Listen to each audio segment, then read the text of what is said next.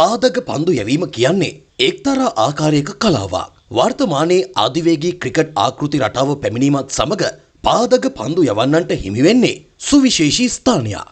ඉතින් අද අපි කතා කරන්න යන්නේ ශ්‍රී ලංකාවෙන් බිහි වුණු පාදක පන්දු යවන්නන් පිළිබඳවයි.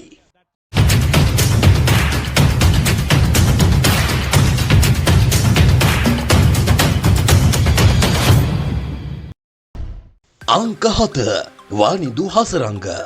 ගාල්ල රිච්මන්ඩ් විද්‍යාලයෙන් බිහිවුණු සුපිරි තුන්නිරියව් ක්‍රීඩකයෙක් විදිහට වානිදු හසරංගව අපිට නම් කරන්න පුළුවන්.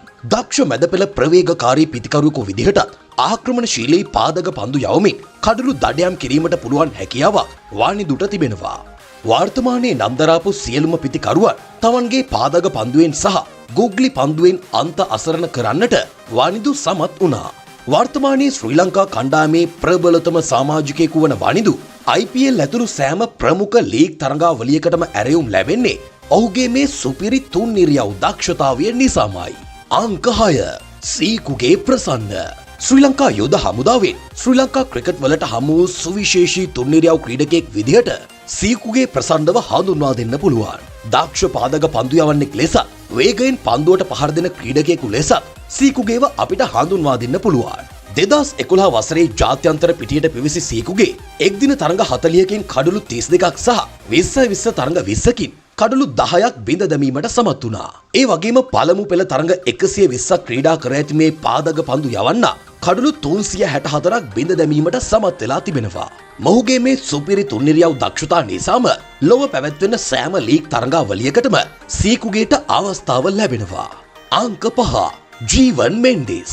2010 වර්ෂයේ මුලින්ම ජාත්‍යන්තර වරම් දිනාගන්නා ජීවන් මෙන්ඩිස් ශ්‍රී ලංකාවෙන් බිහිවුණු දක්ෂ තුන්නිරියව් ක්‍රීඩකයෙක් කියලා අපිට හඳුන්වා දෙන්න පුළුවන්. කොළඹ ශාන්ත තෝමස් විද්‍යාලයෙන් අධ්‍යාපනය අවසන් කරපු ජීවන් පසුව SSC, බ්ලූම්ෆීල්ඩ් සහ ටැමිල් යූනියන් ක්‍රීඩා සමාජ නියෝජනය කළා. දක්ෂ පාදක පන්දු යැවීමේ හැකියාවක් සහ ගුග්ලි පන්දුව මනා ලෙස යොමු කිරීමේ හැකියාවක් ඇති ජීවන් මෙන්ඩිස් එක්දින තරඟ 58කින් කඩළු 28ක්ද 20 තරඟ 22කින් කඩළු 12ක්ද බිඳ දැමීමට සමත් වුණා.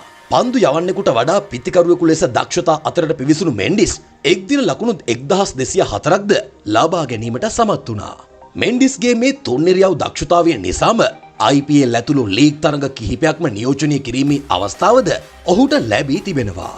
අංක 4 ජෙෆ්රි වැන්ඩසේ. කොළඹ වේල්ස් විද්‍යාලයෙන් ක්‍රිකට් අත්පොත් ලැබූ වැන්ඩසේ 2015 වර්ෂයේ ශ්‍රී ලංකාව වෙනුවෙන් ජාත්‍යන්තර වරම් දිනා ගැනීමට සමත් වුණා.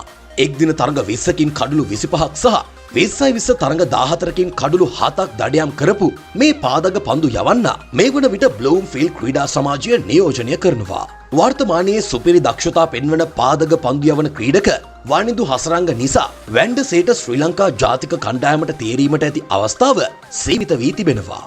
2016 20 ලෝක කුසලානිය සහ 2019 එක්දින ලෝක කුසලානිය නියෝජනය කරපු වැන්ඩසේට එහිදී බලාපොරොත්තු වූ තරම් දක්ෂතා අතරට පැමිණීමට හැකි වුණේ නැහැ. අංක 3 කෞශල්‍ය ලොකුආරච්චි. 2003 වර්ෂයේ ජාත්‍යන්තර පිටියට පිවිසුණු කෞශල්‍ය ලොකුආරච්චි ශ්‍රී ලංකාවෙන් බිහිවුණු දක්ෂ තුන්නිරියව් ක්‍රීඩකයෙක්. කොළඹ සෙන්ට් පීටර්ස් විද්‍යාලයෙන් මූලික අධ්‍යාපනය ලැබපු මේ ක්‍රීඩකයා SSC සහ බ්ලූම්ෆීල්ඩ් ක්‍රීඩා සමාජය නියෝජනය කරන්න සමත් වුණා. ලොකුආරච්චි ජාත්‍යන්තර පිටියට පිවිසෙන අවධියේදී පාදක පන්දු යවන්නන් වන උපුල් චන්දන සහ මාලිංග බණ්ඩාර ජාත්‍යන්තර පිටියේ රැඳී සිටීම හේතුවෙන් ඔහුට පිටියේ ස්ථාවර ස්ථානයක් ලබා ගැනීමට නොහැකි තත්ත්වයක් තිබුණා. ටෙස්ට් තරඟ 4කින් කඩළු 5ක් සහ එක්දින තරඟ 21කින් කඩළු 31ක් බිඳ දමපු මේ ක්‍රීඩකයා පළමු පෙළ තරඟ 139ක් තුල කඩළු 370ක්ද දවා ගැනීමට සමත් වුණා. එවකට නම් දරාපු පිතිකරුවන්ට එරෙහිව මනා පන්දු පාලනයකින් පාදක පන්දු යවූ කෞශල්‍ය ලොකුආරච්චි වර්තමානයේදී ඕස්ට්‍රේලියාවේ ජීවත් වෙනවා. අංක 2 මාලිංග බණ්ඩාර. ශ්‍රී ලංකාවෙන් බිහිවුණු සුපිරිම දඟපන්දු යවන්නා වන මුරලිදරන්ගේ සිවනේ හැදී වැඩුණු මාලිංග බණ්ඩාරට කණ්ඩායමේ නිසි ස්ථානයක් තහවුරු කර ගැනීමට නොහැකි වුණේ එවකට තිබූ දැඩි තරඟකාරීත්වය නිසාමයි. දක්ෂ පාදක පන්දු යවන්නෙකු වුණු මාලිංග බණ්ඩාර ටෙස්ට් තරඟ 8කින් කඩළු 16ක් සහ එක්දින තරඟ 31කින් කඩළු 36ක් බිඳ දැමීමට සමත් වුණා. දේශීය පළමු පෙළ තරඟ 190ක් ක්‍රීඩා කරමින් කඩළු 570ක් බිඳ දමපු මාලිංග බණ්ඩාර පළමු පෙළ ලකුණු 4304ක්ද රැස් කිරීමට සමත් වුණා. අංක 1 උපුල් චන්දන. ශ්‍රී ලංකාවෙන් බිහිවුණු සාර්ථකම පාදක පන්දු යවන්නා විදිහට අපිට චන්දනව හඳුන්වන්න පුළුවන්.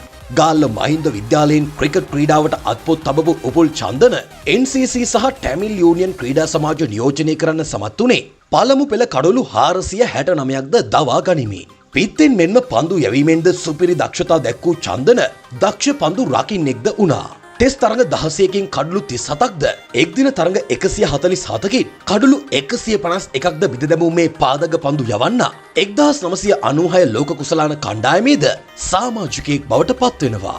ශ්‍රී ලංකාවෙන් බිහිවුණු ප්‍රබල තුන්නිරියව් ක්‍රීඩකයෙකු වුණු උපුල් චන්දන වර්තමානයේදී පුහුණුකරුවෙකු විදිහට සේවය කරනු ලබනවා.